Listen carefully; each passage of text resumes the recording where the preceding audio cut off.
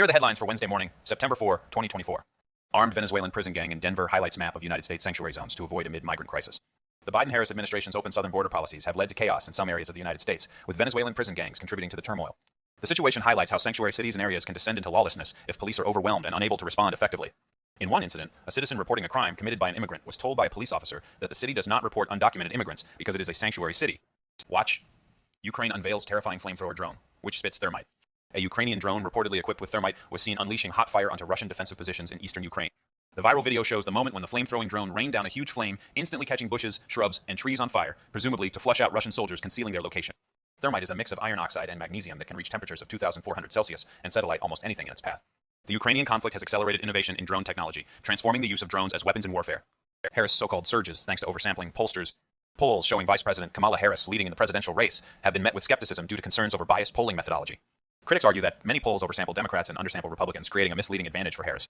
The discrepancy in party sampling is causing concern among poll watchers, who point out that exit poll data from the 2020 presidential election showed a nearly equal split between Republican and Democratic voters.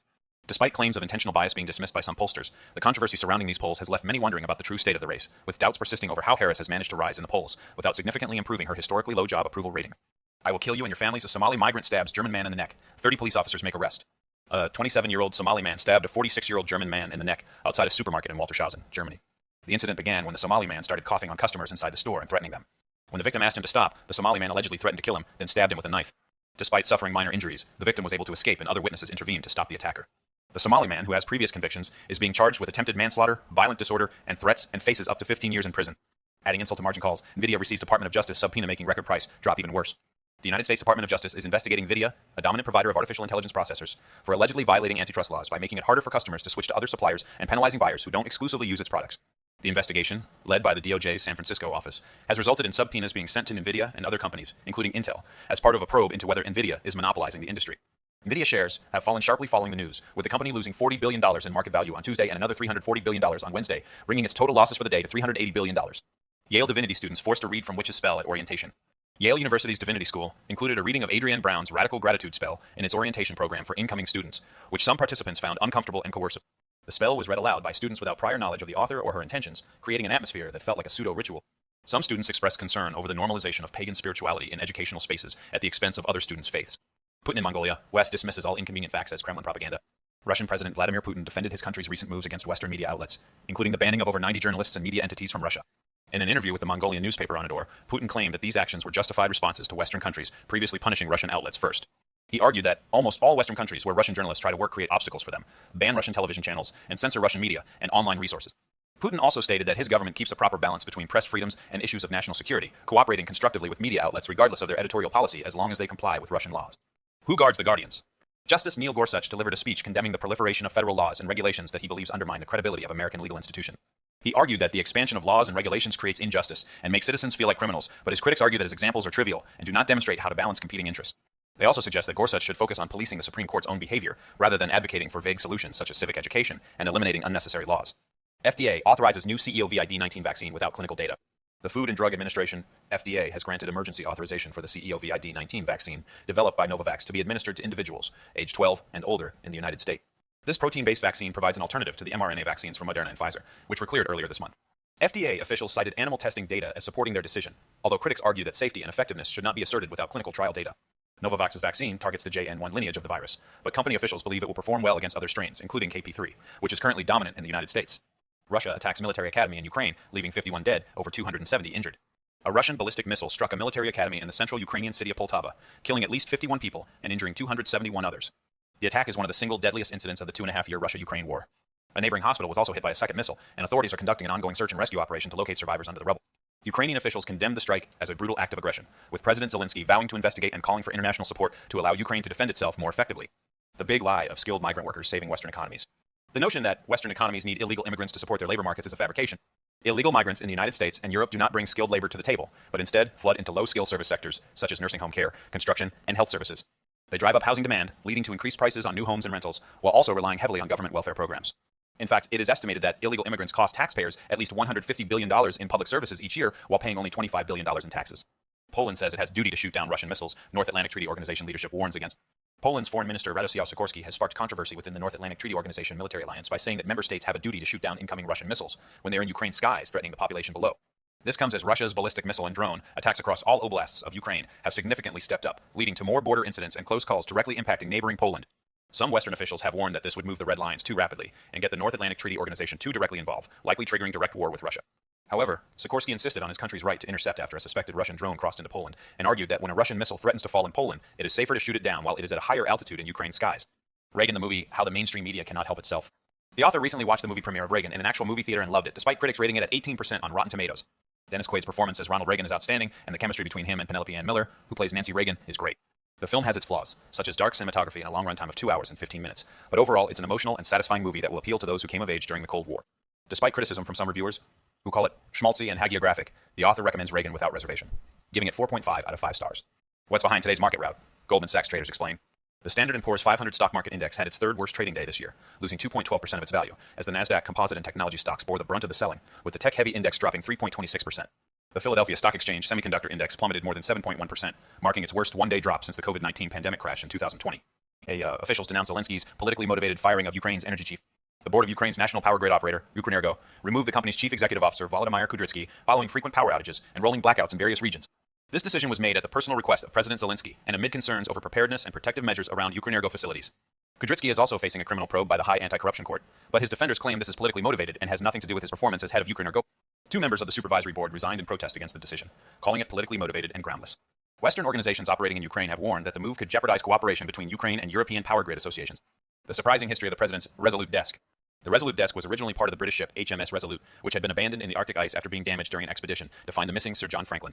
The United States government discovered the ship in 1855 and refurbished it as a gesture of goodwill toward Great Britain, with whom they had strained relations following the War of 1812. In 1856, the Resolute was sailed back to England and presented as a gift to Queen Victoria, who later ordered some of its timbers to be preserved when the ship was broken down in 1879. These timbers were constructed into a massive desk weighing 1,300 pounds, which was gifted to President Rutherford B. Hayes in 1880 by Queen Victoria as a symbol of mutual goodwill and alliance between the United States and Great Britain. Escalation: Turkey announces arrest of Mossad agent in Istanbul. Turkish National Intelligence Organization officials announced the arrest of Liridon Rekshipi, a Kosovan national identified as the head of Mossad's financial network in Turkey. Rekshipi was reportedly transferring money to Mossad field agents in Turkey who filmed targets with drones, led psychological operations against Palestinian politicians, and gathered intelligence about the Syrian field. He was detained after Turkish authorities detected irregularities in his financial accounts, which showed numerous transfers to Mossad field agents via Western Union. The arrest is part of a broader crackdown on suspected Mossad agents in Turkey, with dozens detained and charged since the start of the year. Turley. Brazil's $9,000 fine for accessing X puts wall of censorship between citizens and unregulated information.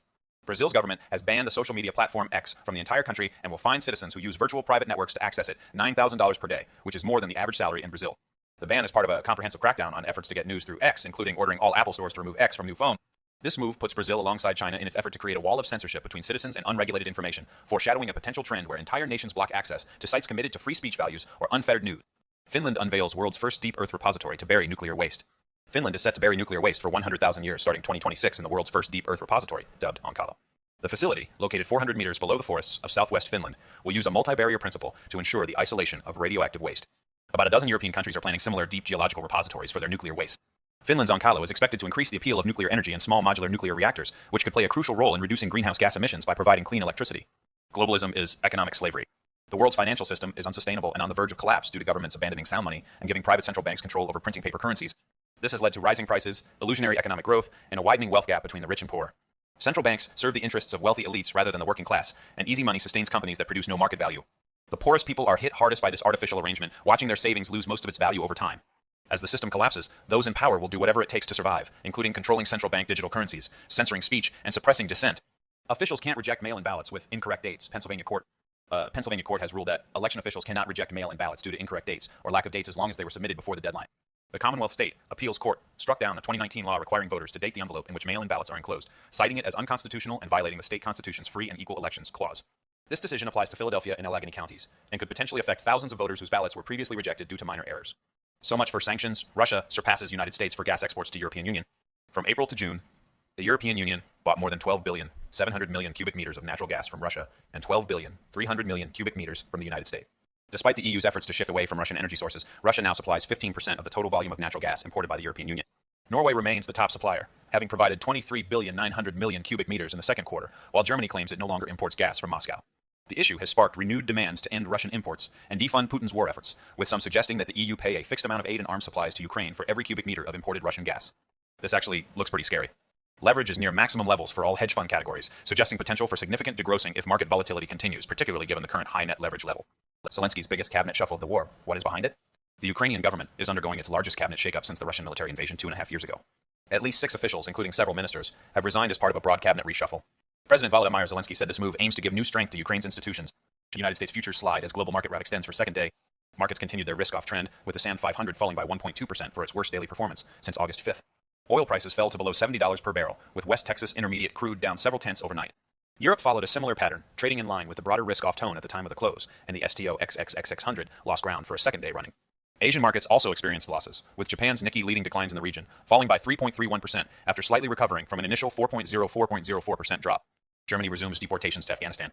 Germany deported 28 Afghan nationals charged with criminal acts to Kabul, Afghanistan on Friday morning, marking the first time it has happened since the Taliban came into power in 2021. The deportation was negotiated over the past 2 months, with Qatar acting as a mediator. Human rights group Amnesty International has condemned the deportation, stating that nobody is safe in Afghanistan, where extrajudicial executions, enforced disappearances, and torture are known to take place. Federal Bureau of Investigation warns of North Korean social engineering schemes to steal cryptocurrency. The Federal Bureau of Investigation has issued a warning to employees at digital asset firms regarding the latest attempt by the Democratic People's Republic of Korea to steal cryptocurrency through complex social engineering campaigns. North Korean malicious cyber actors are targeting workers at decentralized finance and cryptocurrency companies with fake offers of employment or investment opportunities, impersonating well-known individuals and providing links to download malware. Since 2017, North Korean hackers have stolen roughly $3 billion in cryptocurrency using such schemes, with the Lazarus Group allegedly responsible for many high-profile attacks targeting cryptocurrency users. The Yen Carry Trade Chaos Act 2. There is no correlation between the NASDAQ composite index and the Nikkei stock average that would cause concern about one index bringing the other lower, or vice versa, as they are two separate stock market indices representing different geographic regions. Why the inverted yield curve is now broken as a recession indicator. An inverted yield curve is no longer a reliable sign of a recession due to significant changes in the financial system over the past decade, particularly the shift away from LIBOR as the core benchmark for money market. The overhaul in the financial plumbing has greatly altered the backdrop, rendering the yield curve inversion ineffective as a recession indicator. Risks. Facing bullish investors as September begins. The stock market faces 2 primary risks as it enters September: the removal of corporate share buybacks as a critical buyer in the market, and historical trends showing that September and October have seen stock market declines, especially in years with a presidential election. Corporations will stop buying back their shares about a month before quarterly earnings reports due to insider trading concerns, investor perception, and regulatory concerns, resulting in less demand for their stocks. Additionally, the approaching presidential election increases uncertainty, policy change concerns, and scrutiny of economic data releases, potentially leading to market volatility. Panic makes a comeback. The Chicago Board Options Exchange Volatility Index is increasing significantly, but the real concern lies in the growing demand for downside protection. Long investors have been seeking hedges recently, leading to higher prices for low delta options and an increase in skew. As dealers are forced to hedge dynamically, they become short downside risk, which can amplify any move lower as they need to sell deltas to manage their position. Jensen sets a new record. NVIDIA Corporation stock has declined by 23% from its intraday high on June 20th, 2024, entering bear territory. The stock price dropped below the 50-day and 100-day moving averages yesterday, but still remains above the 200-day moving average, which is currently at $88. Maybe the earnings numbers are just wrong. A chart shows the 12-month forward earnings per share for the MSCI United States and Eurozone indices, suggesting that maybe too much of a strong earnings rebound has been priced in already. German stocks record run defies deepening economic gloom. German stocks have reached record highs despite the country's sluggish domestic growth, an unpopular government, and its key client China struggling to revive its economy, leaving investors wondering whether the DAX index can add to this year's 13% gain.